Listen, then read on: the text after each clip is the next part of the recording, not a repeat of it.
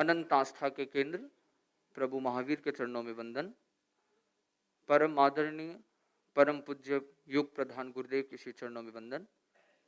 अंतर विराजित मुनिषि के चरणों में सभक्ति वंदना।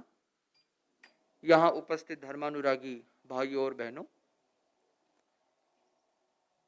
किसी भी संयम की साधना के दो प्रमुख तत्व होते हैं। एक होता है विचार और दूसरा होता है आचार। विचार का अर्थ होता है सिद्धांत, कि जो व्यक्ति साधना कर रहा है वो किन सिद्धांतों पे साधना कर रहा है, उसकी श्रद्धा का विषय क्या है, ये होता है उसका विचार। और दूसरा होता है आचार, कि वो अपने जीवन यापन में किन मर्यादाओं का पालन करता है। हम एक साधु का उदाहरण ले ले तो साधु के लिए आचार होता है उसके कपड़े की सीमा, उसके बोलने का विवेक, उसका चाल चलन, वो कितने पात्र रखता है, कहाँ जाता है, किस घरों में जाता है, अपने नियमों के जितने भी ऐसे नियम साधु जीवन से जुड़े हुए होते हैं। साधु को लौज भी करना है, पैदल भी चलना है, गोचरी से अपने जीवन यापन करना है, आदि आदि जितने भी बातें हैं, ये सब आचार संबंधी बातें हो गई। और साधु का फिर विचार क्या है, सिद्धांत क्या है? तो सिद्धांत वो होते हैं जो भगवान ने निर्ग्रंथों ने, केवल ज्ञानियों ने जो आगम के माध्यम से हमें बताया, जिनमें जैसे अहिंसा, अपरिग्रह, अनेकांत, ये सब सैद्धांतिक बातें हो जाती। धर्म क्या है, अधर्म क्या है, आत्मा के लिए क्या हितकारी है और क्या नहीं है, संबर क्या है, निर्जरा क्या है, तो ये जो तत्व संबंधी बातें होती है, ये सब सिद्धांतिक पक्ष में आ जाती है। हम किसे दया मानते हैं, किसे पुण्य मानते हैं, आदि सारी बातें ये विचार संबंधी होगी। तो एक विचार और आचार, ये दो बहुत ही जरूरी चीजें होती हैं। दोनों का महत्व बहुत अच्छा है, बड़ा महत्व दोनों का है। परंतु जब इन दोनों को तोला जाए कि दोनों में यदि हमें किसी एक चीज को प्रमुखता देनी हो, तो हम सिद्धांत को प्रमुखता दे या आचार को प्रमुखता दे, तो बताया गया सिद्धांत को प्रमुखता पहले। कारण क्या? अगर व्यक्ति के सिद्धांत शुद्ध नहीं है, अगर सिद्धांत ठीक नहीं है, तो वो कितना ही आचार का पालन कर ले, वो कभी भी मोक्ष को प्राप्त नहीं कर सकता। अगर सिद्धांत शुद्ध नहीं है अर्थात सम्यक्त्व ही नहीं है, और सम्यक्त्व नहीं है तो वह आचार केवल कोरी क्रिया कांड रह जाएगी, उसके सिवाय कुछ भी नहीं रहेगी। तो ये बहुत ही जरूरी तत्व होता है कि एक साधक के सिद्धांत शुद्ध होने चाहिए। अरे वो किसको मानता है? अभी हमने त्रिपदी गीत का संगान किया, तो ये देव गुरु धर्म पे गीत, तो ये गीत क्यों? ये इसीलिए है ताकि हमारा सैद्धांतिक पक्ष, हमारा श्रद्धा, हमारा सम्यक दर्शन मजबूत रहे कि भाई हमारी आस्था किसके ऊपर है। पहला तत्व बताया गया जो था देव, कि हम भगवान किसे माने। आज भगवान किसी व्यक्ति का नाम नहीं है, भगवान एक गुण है, कि जो भी व्यक्ति वास्तव में गुणवान है, गुण संपन्न है, फिर चाहे उसका नाम कुछ भी हो। अब चाहे वो महावीर से जाना जाता हो, राम से जाना जाता हो, कि हनुमान से जाना जाता हो, नाम कुछ भी हो, तो जो वास्तव में गुणवान है, जो वास्तव में धर्म का मार्ग बताते हैं, बस वे ही हमारे लिए भगवान है। जिन्होंने अपने कर्मों को क्षय किया है और आत्मा की अनंत शक्ति को प्राप्त किया है, बस वो हमारे लिए भगवान है, चाहे वो फिर कोई भी हो। तो ये हमारे लिए भगवान ये ही होते हैं। क्योंकि व्यवहार की दुनिया में तो भगवान की बहुत परिभाषा हो सकती है। अगर एक रोड पे गरीब व्यक्ति बैठा है, आप उसे 1 लाख रुपए देके आ जाओ, वो जिंदगी भर आपको भगवान मानेगा। पर तो इसका मतलब क्या वास्तव में भगवान बन जाओगे? नहीं। जब तक वो गुण नहीं होंगे तब तक कोई भगवान नहीं बन सकता। तो ये हमारा पहला विषय देव हो गया। दूसरा विषय होता है गुरु। भाई हम गुरु किसे माने? आज ये भी बहुत चिंतन का विषय होता है कि हम किस व्यक्ति को हमारे गुरु के रूप में चयनित करें। हमें प्रेरणा बहुत लोगों से मिल सकती है, हमें सिखाने वाले बहुत लोग हो सकते हैं। स्कूल में शिक्षक सिखाते हैं, आपके व्यापार आदि में आपके कोई हो सकता है, कोई सेठ आदि ने आपको तैयार किया, व्यापार सिखाया, वो आपको सिखाने वाला हो सकता है। पर उन सभी व्यक्तियों को हम गुरु का स्थान नहीं दे सकते। मैं जिस गुरु की बात कर रहा हूं, ये कोई शिक्षा गुरु की बात नहीं, ये धर्म के क्षेत्र में गुरु की बात है। तो हम गुरु किसी को कहेंगे? जो हमें वास्तव में तीर्थंकर द्वारा प्ररूपित धर्म का मार्ग जो बताते हैं, वो हमारे गुरु हैं, उन्हें हम गुरु मानते हैं। आज दुनिया में गुरुओं की कमी तो कोई है नहीं। आज ऐसी ऐसी बातें सुन के बड़ा आश्चर्य होता है कि लोग कैसे कैसे लोगों को गुरु मान लेते हैं। मुझे अच्छी तरह याद है, हम लगभग संभवतः 2014 के अंतिम महीनों में संभवतः दिल्ली में थे। उस समय हरियाणा के एक एक रामपाल बाबा का विषय चला था काफी। तो जब उसकी बातें सुनने में आई थी तो बड़ा आश्चर्य हुआ कि रामपाल बाबा स्वर्ग और मोक्ष दोनों की टिकट बेचता था, दोनों की टिकट। और जितना मुझे याद है शायद 5 लाख रुपए में स्वर्ग का टिकट था, 10 लाख रुपए में संभवतः मोक्ष का टिकट था। मैं बोला ये तो बड़ा सरल मार्ग है, हमें नहीं पता चला।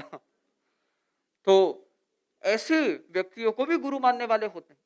कुछ लोगों की श्रद्धा होती है, अरे महाराज जिन लोगों ने घर बार छोड़ दिया, परिवार छोड़ दिया, पैसा छोड़ दिया, सब कुछ छोड़ दिया, भाई हमारे लिए तो सारे ही साधु है ना। ये कहना एकदम गलत है। कोई भले घर बार छोड़ दे, कोई भले साधु का वेश स्वीकार कर ले, साधु के सारे आचार पाले, पर यदि उस व्यक्ति का सिद्धांत अगर शुद्ध नहीं है तो वो हमारे लिए साधु नहीं है।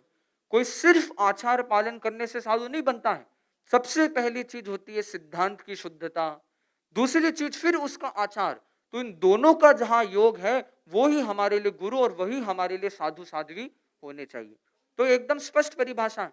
तो हमारी धर्म समझ के वंदना केवल उन व्यक्तियों को होनी चाहिए जिनके जीवन में वास्तव में संयम है, जो वास्तव में महाव्रतों का पालन करते हैं, और उससे भी ऊपर जिनके सिद्धांत शुद्ध है। आपको एक बहुत महत्वपूर्ण बात बता रहा हूं, आप सभी लोग इस बात का जीवन में पूरा ध्यान रखना कि अगर कोई व्यक्ति अगर आचार में गलती कर दे, अगर मानो मैं अपना उदाहरण ले लूं, भाई मैंने कोई गलती कर दी, कोई दोष लगा दिया, मुझसे कोई गलती, छदमस्त है, हम कोई भगवान तो नहीं है, गलती साधु से भी हो सकती है। तो अगर मुझसे गलती हो जाती है, आचार में अगर मेरे कोई दोष लग जाता है, तो इसका मतलब क्या हुआ? क्या मैं साधु नहीं रहा?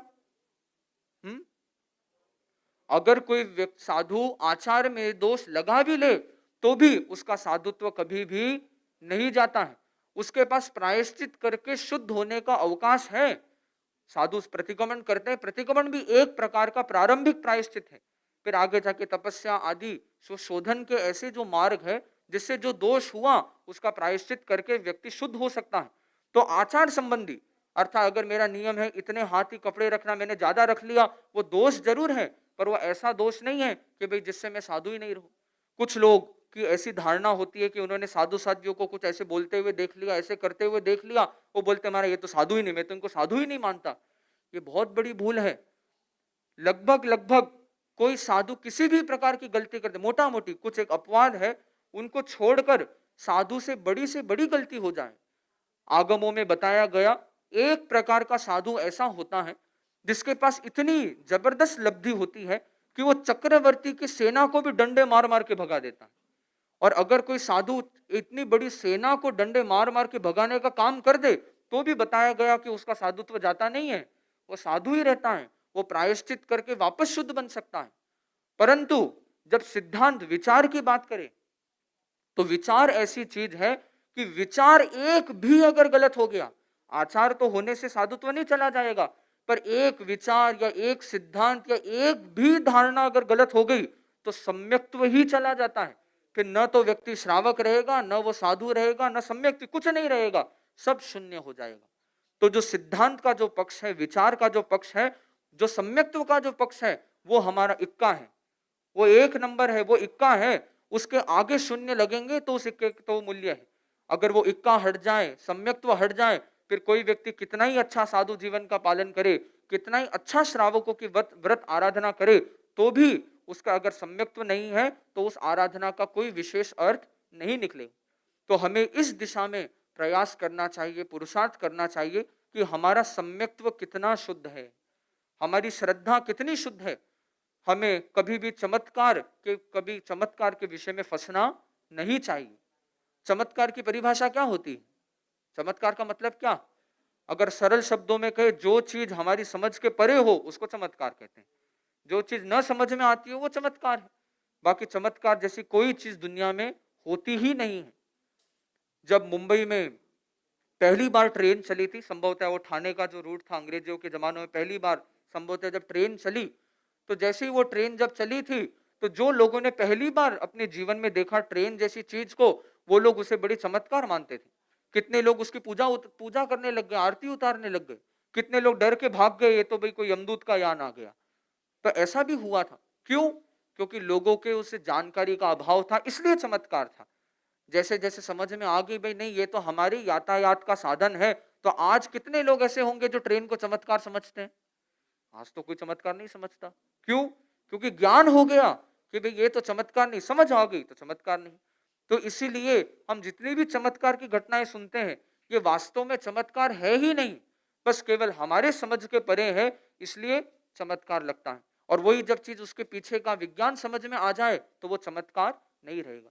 तो हमें कभी भी चमत्कार से आकर्षित नहीं होना चाहिए। चमत्कार करना कोई बड़ी बात नहीं है, जादूगर रोज ही चमत्कार करते हैं, पर हमने इस बात को समझ लिया नहीं ये तो हाथ की सफाई होती है, इसलिए हम उसको समझ लें ये तो वास्तविक चमत्कार नहीं है। तो ये समझ की सब सारा खेल ये समझ का है कि हम उस चीज को समझते हैं या नहीं समझते हैं। तो हमारा आकर्षण कभी भीड़ की तरफ न हो, कभी चमत्कार की तरफ न हो सकता है कि कोई ऐसा साधु भी संभव है जिसके पास कोई नहीं जाता है, उसके प्रवचन सुनने कोई नहीं जाता है, वो अकेला रहता हो, पर तो भी वो हो सकता है वो वास्तव में एक सच्चा साधु हो सकता है, संभव है ये बात। और ऐसा भी संभव है कि एक साधु के पास हजारों लाखों लोगों की भीड़ रहती है तो भी वो साधु न हो, ऐसा संभव है। तो इसलिए हमें कभी भीड़ से या चमत्कार को हमें हमारी कसौटी नहीं बनाना चाहिए कि भाई ये सच्चा साधु है, ये सच्चे गुरु है या नहीं है। हमें गुणों की परख करनी चाहिए। तो जो जौहरी होता है वो क्या देखता है, वो गुणों को देखता है। दो भाइयों का एक परिवार था, एक भाई की छोटी उम्र में मृत्यु हो गई, जो छोटा वाला भाई था उसकी मृत्यु हो गई। तो छोटे भाई के परिवार अर्थात उसकी घरवाली और उसका एक लड़का जो छोटा बच्चा था उस समय, उन्होंने अपना घर अलग कर लिया, अलग मकान ले लिया, बाहर रहने लग गए। और बड़ा भाई का परिवार वो मूल स्थान में अपने रहता ही था। एक दिन दिवाली आदि आती है, बहनें घर की सफाई वगैरह करती है। तो सफाई करते वक्त उस समय जो छोटे भाई की जो गुजर गया था उसकी जो घरवाली थी, उसके जो मिसेस थी, वो साफ करते समय उसके हाथ में कपड़े का एक इतना बड़ा उसे गठरा मिला, कपड़े का एक गांठ बांधा हुआ कपड़ा सा थैला जैसा उसे उस घरवाली को, उस बहन को मिलता है। जब उस गठरे को खोलती है तो एकदम आश्चर्य में पड़ जाती है। बोले ये क्या, चमकते चमकते हीरे के टुकड़े, बोले इतने सारे हीरे। उसने कहा भाई हम तो गरीब जैसा जीवन जी रहे हैं और हमारे घर पे इतने सारे हीरे पड़े हैं। वो इतनी खुश हो गई, भाई आज से तो हमारी गरीबी समाप्त हो गई, भाई अब तो कोई कठिनाई नहीं, अब कंजूस का जीवन हमें नहीं जीना पड़ेगा।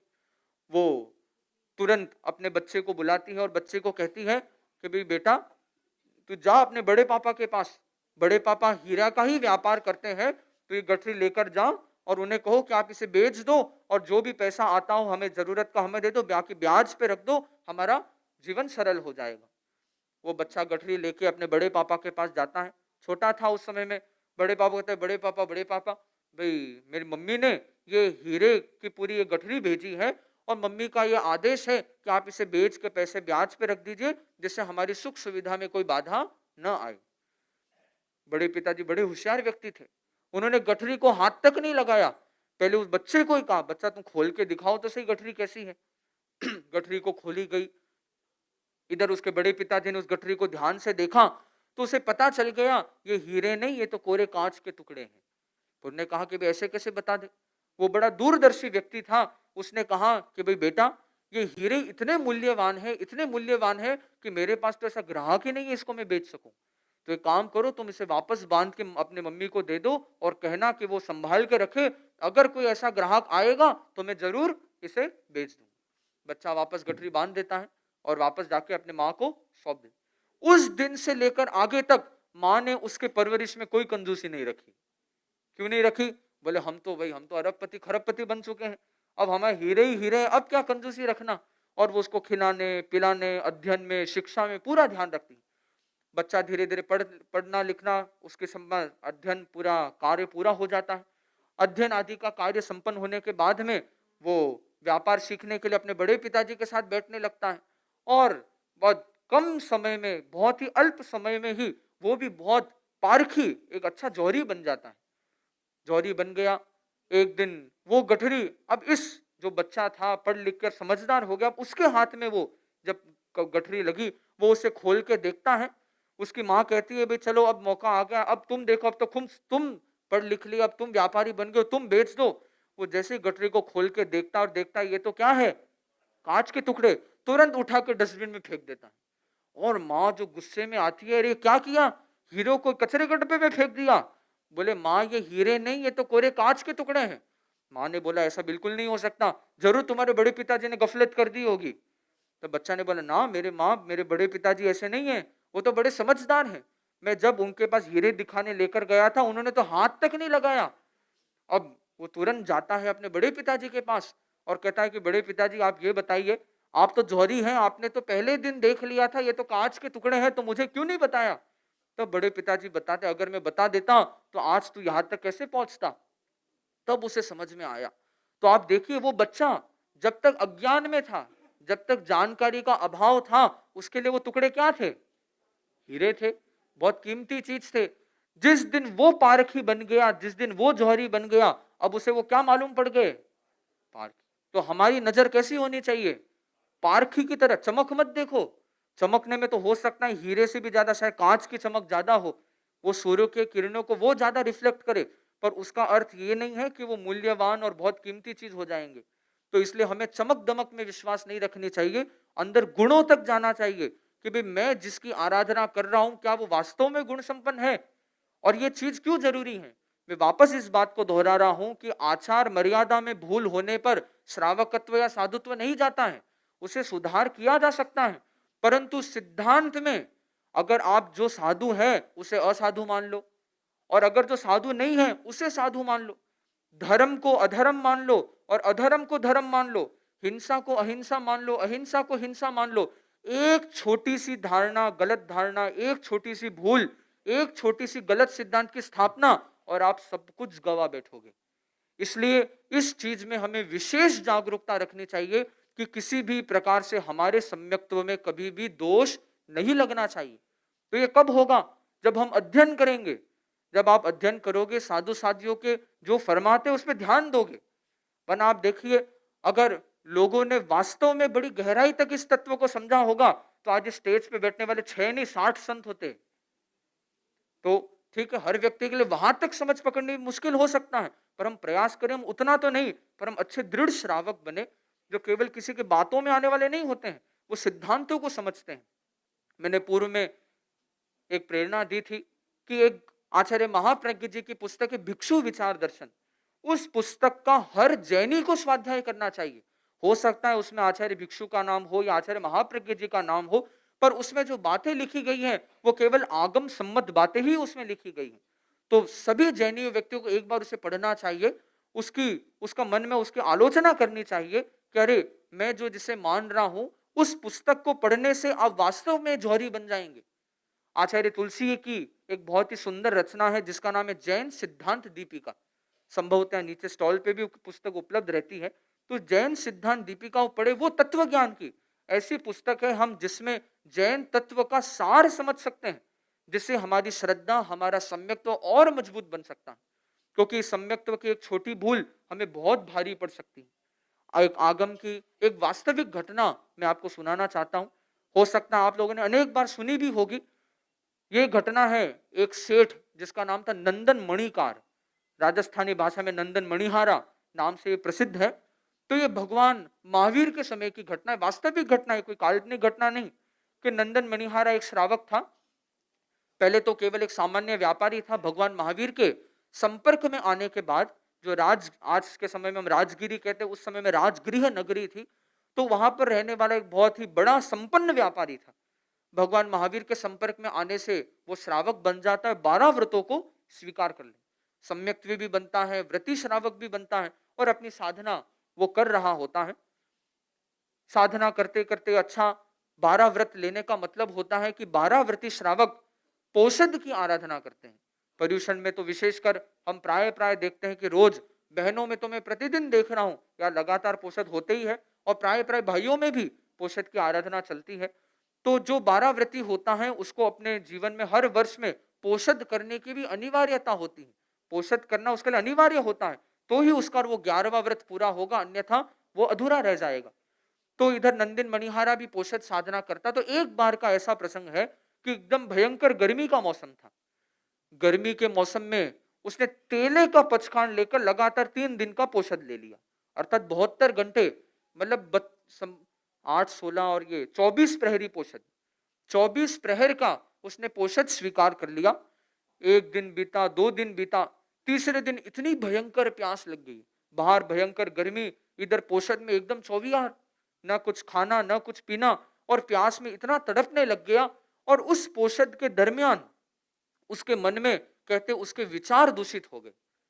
आचार तो वो पाल रहा है, 12 व्रती श्रावक है, पोषद भी कर रहा है, पर विचार में सिद्धांतों में भूल आ गई और उसके मन में ये धारणा बन गई, धन्य है वे लोग जो लोगों के लिए प्याऊ बनाते हैं, पानी की व्यवस्था करते हैं, बावड़ी की व्यवस्था करते हैं, वे सबसे बड़े पुण्य का काम तो वही कर रहे हैं, पर धर्म तो वही है। और ऐसी धारणा नंदन मणिहारा बना देता है।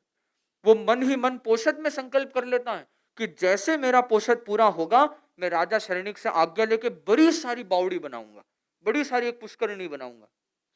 पोषद जैसे तैसे वो पूरा करता है, पारणा वगैरह कर लिया, अच्छा साज सज्जा करके कुछ उपहार लेके राजा श्रेणी के पास जाके आज्ञा लेता है कि राजन, मुझे एक बड़ी बावड़ी में लोगों के हित के लिए, लोगों के कल्याण के लिए बनाना चाहता हूं, तो आप उसकी मुझे स्थान और अनुमति प्रदान करें। राजा श्रेणी का आज्ञा दे देता है और वो एक बहुत अल्प समय में बड़ी सारी बावड़ी का निर्माण करता। बावड़ी भी ऐसी बनाई कि हर व्यक्ति के मुख मुख पे खाली नंदन मणिहारा का नाम, कि वे क्या काम किया। और नंदन मणिहारा भी बड़ा गर्व से उसका सीना चौड़ा होता है, मैंने कितना धर्म का काम किया, कितना पुण्य का काम किया। इस गलत धारणा से उसने अपना सम्यक्त्व खो दिया। बावड़ी भी ऐसी बनाई, एक दिशा में चिकित्सालय, एक दिशा में गैलरी, एक दिशा में अलंकारशाला, आदि आदि ऐसे, और इतना सुंदर लोगों के लिए मीठा ठंडा पानी पीने के लिए एक दिशा में स्नान घर, और इसने ऐसी व्यवस्था कर दी। और वो इतना आसक्त हो गया अपने बावड़ी के प्रति कि मैंने कितना धर्म का काम। अब देखिए, धर्म का काम नहीं था, ये तो संसार का कर्तव्य था। एक इंसान इंसान के लिए कुछ करता है तो उसका एक कर्तव्य है, वो कर्तव्य रूपी धर्म है, उसका अध्यात्म रूपी धर्म से कोई लेना देना नहीं। पर नंदन मणिहारा ने उसको अध्यात्म का धर्म समझ लिया, सम्यक तो गया ही गया, और उसकी ऐसी दुर्गति हुई कि जीवन के अंतिम समय में उसके शरीर में भयंकर रोग उत्पन्न हो गए, और वो बड़े तड़पते तड़पते मरकर उसी बावड़ी में मेंढक के रूप में जन्म लेता है, उसी बावड़ी के अंदर। अब वो मेंढक बनता है, मेंढक धीरे धीरे बड़ा होता है। आप देखिए, जानवर हमारी भाषा नहीं जानते, पर जानवरों में भी संज्ञाएं होती। संज्ञा से जब वो शब्द सुनते हैं तो ऐसी संभावना होती है, उन संज्ञा से निमित्त पाकर वो मति ज्ञान श्रुत ज्ञान की सहायता से किसी जानवर को अपने पूर्व जन्म का ज्ञान हो सकता है। तो इधर वो जब जो भी लोग वहां पर आते हैं और वो ये बात सुनता है, क्या सुनता है, अरे नंदन मणिहारा ने कितना अच्छा काम किया, कितना बढ़िया काम किया, ये नंदन नंदन नंदन नंदन नाम सुन सुन के उस मेंढक को ऐसा लगता है भाई ये शब्द तो कहीं सुने हुए लग रहे हैं, और उस मेंढक को अपने पूर्व जन्म का ज्ञान हो जाता। और जैसे ही उस मेंढक को पूर्व जन्म का ज्ञान हुआ, इतना पश्चाताप मन में, कह रहे मैंने कितनी बड़ी भूल की, पोषद में था, 12 व्रती श्रावक था, मैंने एक अधर्म के कार्य को धर्म समझ लिया। मतलब संसारिक कर्तव्य होते इंसानियत का काम था, उसको मैंने धर्म के साथ जोड़ दिया। मैंने अधर्म अधर्म को जब एक साथ जोड़ दिया, उसका क्या परिणाम आया, मैंने अपना सम्यक्त्व खो दिया, श्रावकत्व खो दिया। अब आप देखिए, वो अंतिम समय तक 12 व्रत की आराधना करता रहा, परंतु क्या लाभ मिला उसे, कुछ नहीं। क्यों नहीं लाभ मिला, क्योंकि सम्यक तो चला गया, फिर 12 व्रत रहेंगे ही कहां पर। तो मूल चीज सम्यक तो, अब जैसे ही उसे इस चीज का ज्ञान होता है कि भाई मैंने अपने सम्यक्त्व को खो दिया, अब पिछले जन्म का जैसे ही ज्ञान हुआ, अब वो बोलता है कि नहीं, अब मैं लेकिन अच्छी तरह श्रावकत्व का पालन करूंगा। तो आप देखिए, जिन लोगों को जानकारी नहीं है, मैं उन्हें जानकारी देना चाहूंगा कि इस बार एक व्रती श्रावक 11 व्रत तक, एक खाली इंसान नहीं, जानवर भी 11 व्रती श्रावक बन सकते हैं, पर उनको आप नहीं समझा सकते क्योंकि आपको उनकी भाषा नहीं आती है। परंतु अगर किसी जानवर को अपने पूर्व जन्म का ज्ञान हो जाए, तो उस पिछले जन्म में सीखी हुई चीज से वो वापस 11 व्रती श्रावक बन सकता है।